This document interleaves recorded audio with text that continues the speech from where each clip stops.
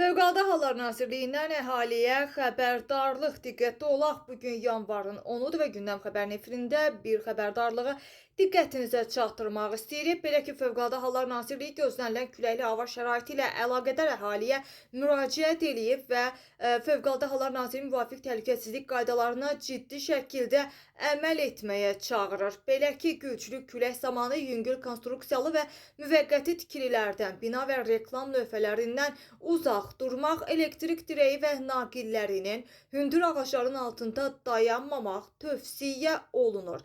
Həmçinin güclü küləyin baş verən yanğınların söndürülməsi ilə əlaqədar yaratdığı çətinlikləri nəzərə alaraq küləkli hava şəraitində yanğın təhlükəsizliyi qaydalarına xüsusilə ciddi riayət edilməlidir deyə məlumatda bildirilir. Eyni zamanda məhz nazirlikdən bildirilir ki, unutmayaq ki, qaydalara biganəlik məhz həyatımıza təhlükə yaradır və sözü gedən hər hansı bir bu cür təhlükələr zamanı isə 112 nömrəli qaynar xəttə zəng eləyə bilərsiniz.